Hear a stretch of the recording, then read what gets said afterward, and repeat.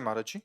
महाराज जी, परिवार में नकारात्मकता हो, घर में कलह हो रही हो, गृह युद्ध जैसी परिस्थिति बन रही हो, तो अध्यात्म के रास्ते पर कैसे आगे बढ़े? वैसे ये चीज तो घर घर में है, हो रही है।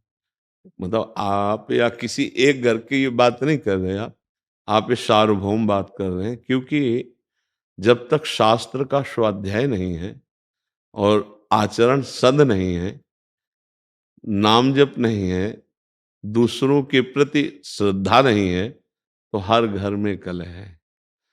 जवान बच्चे बूढ़े माता पिता का जो आदर होना चाहिए अनादर हो रहा है। कुछ बच्चों की मनोभावनाओं को रौंदा जा रहा है माता पिता के द्वारा।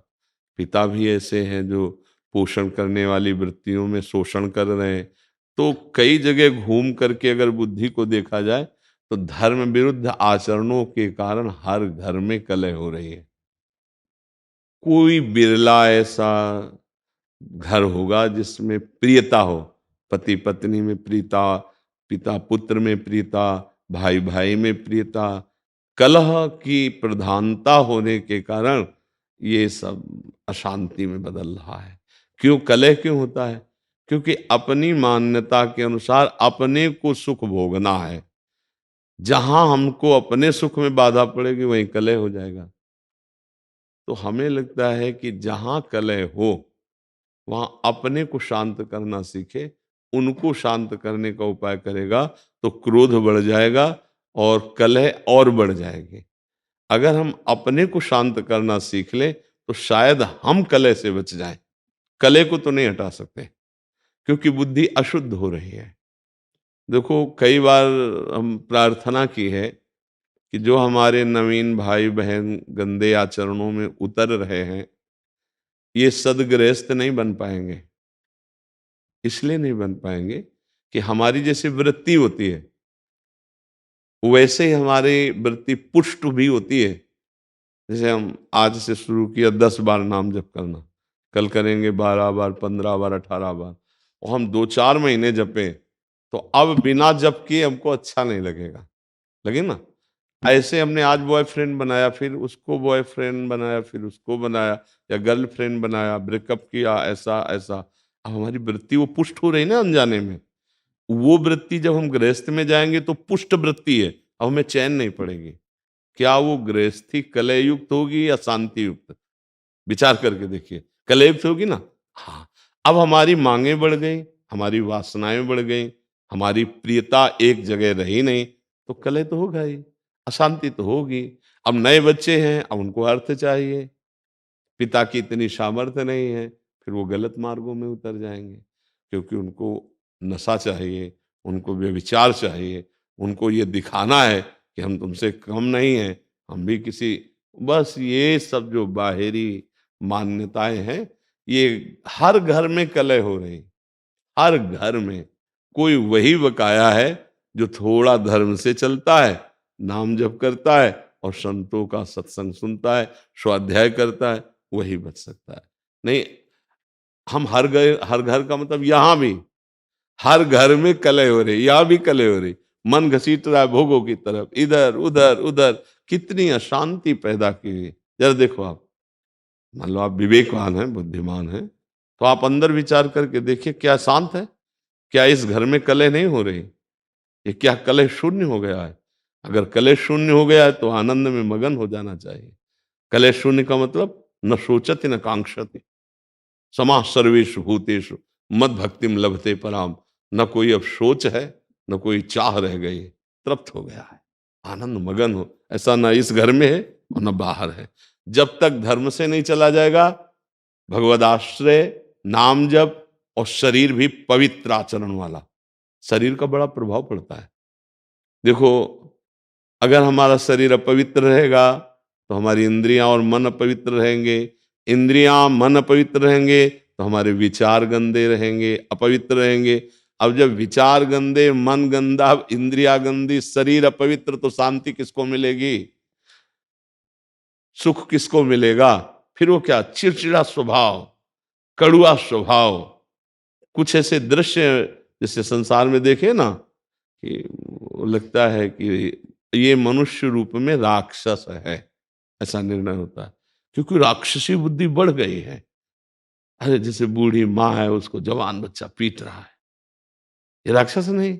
अरे जिसके चरण धो के पीना चाहिए, उस माँ ने गर्भ में धारण किया, उस माँ ने हमारी शौच फेंकी, हमको इतना सयाना किया, अब तो हमको उसकी सेवा करनी चाहिए, उसके थप्पड़ मारे।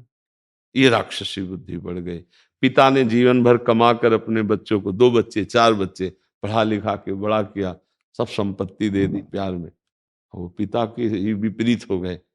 ये बहुत तरह की ऐसी मनोवृत्तियां हैं जो हमारे हृदय को जलाती हैं और बाहर। इसीलिए हम सबसे कहते हैं, प्रार्थना करते हैं कि अगर आप नाम जपना शुरू करें, अपने छोटे छोटे बच्चों को 1 माला ही सही, 5 मिनट ही सही राधा राधा नाम सुनाएं और उनको अच्छे आचरण की शिक्षा दें, तो आगे चलकर वो अच्छे गृहस्थ बन जाएंगे। अगर जिन बच्चों को शिक्षा नहीं दी जाती, वही बच्चे उद्दंडता में फंस जाते हैं। अच्छा, माता पिता में जब जीवन में भजन नहीं किया, तो अब शास्त्रों का ज्ञान नहीं कि हम उससे सह सकें, अब वो जलते हैं बेचारे, अशांत हो जाते हैं। बड़ी अव्यवस्था है जीवन में। तो जीवन को व्यवस्थित ढंग से चलने के लिए नाम जप और सत शास्त्रों का स्वाध्याय या सत्संग जरूरी है। जिसके जीवन में सत्संग आ गया, कई ऐसे नौजवान भाई आते हैं कि हमने सब व्यसन छोड़ दिए, हमसे पहले गलती हो गई थी, अब हम माता पिता को अपने पास रखते हैं, अब उनकी सेवा कर, तो हृदय ठंडा हो जाता है। हाँ हाँ, हमारा जीवन सार्थक हुआ कि 4 लोग बदलते रहे, 4 अपने स्वभाव को तो ठीक कर रहे हैं। अगर हम सत्संग सुने, नाम जप करें और ये बात बैठा लें कि कहीं मंदिर में भगवान की पूजा ही सर्वश्रेष्ठ नहीं है, इन हृदयों में भी भगवान विराजमान, इनकी भी पूजा आवश्यक है।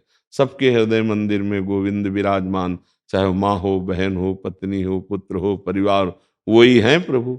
अगर वो चले जाएं तो उन शरीरों को हम प्यार नहीं करेंगे। अगर इस भावना से, तो फिर हमें लगता है कहीं कलह नहीं रह जाएगी, पर बड़ा मुश्किल है अब, क्योंकि बहुत गंदे आचरण बढ़ गए, बहुत गंदा नशा बढ़ गया है, बहुत बढ़ गया है। मतलब एक बार मन घबरा जाता है कि अभी ये हालत है तो आगे क्या होगी। छोटे छोटे बच्चे, लाख प्रार्थना करो, वो नशा करने लगे। जब नशा करते हैं तो उनकी बुद्धि ठीक निर्णय नहीं कर पाएगी। जैसे हमने प्रार्थना की थी अभी नया वर्ष का, ये जो अंग्रेजी के दिनों में नया वर्ष मनाया जाता, अपना तो चैत्र में होता है, तो अंग्रेजी दिनों में अब नए नए बच्चे उद्दंडता कर रहे, शराब पे रोडों में टहल रहे, तो उद्दंड, ये कोई उत्सव है? हमने कहा तो भाई उत्सव का मतलब है 10-20 लोग बैठो और नाम कीर्तन करो और सुंदर सुंदर पकवान बनाओ, भोग लगाओ और अपने पाओ, 4 लोगों को पाओ, कोई भी उत्सव करो। हम कह रहे किसी भी बहाने से उत्सव करो, नाम जप करो, ठाकुर सेवा विराजमान है, भोग लगाओ, सबको पवाओ, तो तुम्हारा बुद्धि शुद्ध होगी, तुम्हारा जीवन शुद्ध। ये क्या है, राक्षसी पिए शराब, रोडों में आतंक मचाए घूम रहे, इधर उधर उद्दंडता। तो आज हमारी थोड़ा समाज जो है वो गलत दिशा को जा रही है, गलत दिशा। ये हम बाहरी लोगों का अनुकरण करने वाले भारतीय नहीं होते, हमारा अनुकरण करने वाले बाहरी लोग होते हैं। देश विदेश में हर जगह हमारे देश के ऋषि मुनियों का महत्व रहा है, यहाँ की उपासना का महत्व रहा है। हमें ऐसा लगता है कि स्वर्ग और नरक से बढ़कर कहीं कोई और बात नहीं है। अगर मोक्ष है, परम पद है, कैवल्य पद है, तो भारत के ही ब्रह्म ऋषियों के द्वारा शोध की हुई बात है। नहीं तो नरक और स्वर्ग से बढ़कर कोई बात नहीं। जहां देखो तो नरक की बात या स्वर्ग की बात, ऐसा कुछ लगता है। ज्यादा तो हम पढ़े नहीं अन्य धर्म ग्रंथों को, लेकिन बातचीत से लगता है सच्चिदानंद परम तत्व में मुक्त हो जाना या भगवत प्रेम तत्व बोध, ये बात यहीं की ऋषि की होगी। भारतीय कोई ऋषि अगर बाहर गया है तो भले मोक्ष की बात हो, योग की बात हो, अन्यथा स्वर्ग नरक की बात रहे। तो हम भारतीय हैं, हमारा अनुकरण दूसरे करें ये बात तो ठीक है, लेकिन हम दूसरों का अनुकरण करके भ्रष्ट हो, ये बात ठीक नहीं। जिनके घरों में ये सब होता है, मांस खाना, मदिरा पीना और ये, तो फिर वो घरों में विघ्न ही विघ्न रहेगा, पक्का समझो।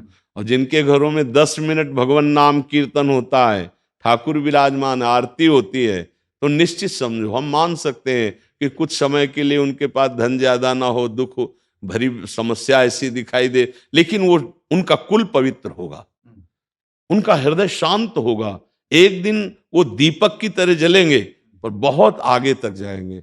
हम माना कि ये सब उपद्रवी हाइलोजन की तरह जलेंगे, लेकिन बहुत जल्दी फ्यूज भी हो जाएंगे, क्योंकि अधर्म ज्यादा टिकता नहीं, पापाचरण ज्यादा स्थायी नहीं रहता है। तो हमें लगता है भगवान का आश्रय लिया जाए और ठीक से चला जाए, नाम जप किया जाए, तो हृदय का कलह भी शांत हो जाएगा और घर का भी कलह शांत हो जाएगा।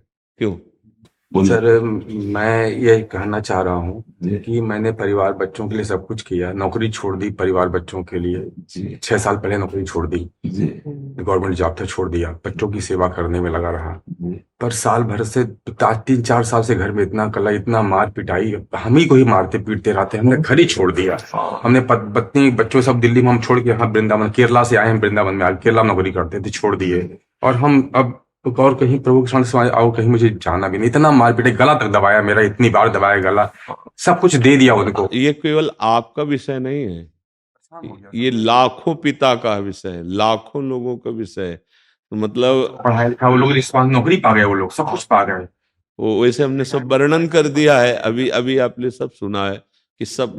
तो प्रभु आपका दुख नहीं है, लाखों का दुख है। वैसे बड़ी कृपा है आपके ऊपर, हम आपको बताएं, बड़ी कृपा है। इन्हीं में फंस के तुम्हारी दुर्गति हो जाती है। मैं यही सोच के मैं चला आया। हाँ, नहीं, हम जो बता रहे हैं आपके लिए पॉजिटिव, पुत्र में, पत्नी में, परिवार में, घर में, संपत्ति में, इसी में फंस करके जीव भगवान को भूल जाता है। तुम्हारे ऊपर बड़ी कृपा हुई। जिनको छोड़ना चाहिए था उन्होंने तुम्हें ठुकरा दिया। अब अगर राधा राधा जप पाओ और भगवान के आश्रित हो जाओ तो तुम्हारा जीवन सफल हो जाए। में मुझे लंका छोड़ के चले आए, वहां पे लोग तिरुपति में। नहीं, आपको आपको रोना नहीं, चप्पल भी थे, पैसे भी नहीं थे। नहीं, आपको रोना नहीं है, आपको हंसना है, संसार का दृश्य देख के हंसना है। ये देखो, इनको मैंने पुत्र माना, इनके लिए जीवन अर्पित किया। इसीलिए हम जब कहते हैं ना, कभी कभी कोई किसी का नहीं है, देखो एक पिता है, इसने क्या क्या नहीं अपने संतान के लिए की होगी। और सरकारी किस किस डिपार्टमेंट में, CIS में, पुलिस में इंस्पेक्टर थे। हाँ, तो आप विचार करो, आपने सब कुछ किया, इसके बाद परिणाम ये आया है, तो आपको अब चिंता नहीं करनी। एक डिपार्टमेंट है हरि शरणम, हरि शरणम, वो बहुत प्यार करते हैं, वो बहुत प्यार करते हैं। आप दुखी मत होइए, रोना मिट जाएगा यदि हरि को आपने से। हमें तो लगता बड़ी कृपा हो गई, सही बताए, बड़ी जहां से छूटना कठिन था उन लोगों ने ठुकरा दिया। पर मन की बुरी दशा ये है कि अगर इनसे हृदय से पूछा जाए कि आप क्या चाहोगे, तो ये कहेंगे यही आशीर्वाद दे दो कि बच्चे मुझे प्यार करने लगे, मुझे संसार प्यार कर ले। ये मन की अंदर छुपी हुई बात है कि एक बार मुझे फिर उस संसार में प्यार, नहीं तो अब रोने की जरूरत नहीं। ये जो रोए ना, अब रोने की जरूरत, तू बादशाह है, हे तेरा संसारिक कर्तव्य निपट गया, चल भगवान के मार्ग में। चौथी अवस्था है, वो सबका भरण पोषण करता है, वो भरण पोषण करने वाला है। देखो, भगवान का जब आश्रय लोगे ना, तो इन बातों पे तुम्हें हंसी आएगी एक दिन कि यार मैं कहाँ रो रहा था, कहाँ फंसा था। कितनी भगवान की हम पर कृपा है कि हमें जो छोड़ना था भगवान ने छुड़ा दिया। राधा राधा राधा राधा राधा राधा, बिल्कुल चिंता न करो।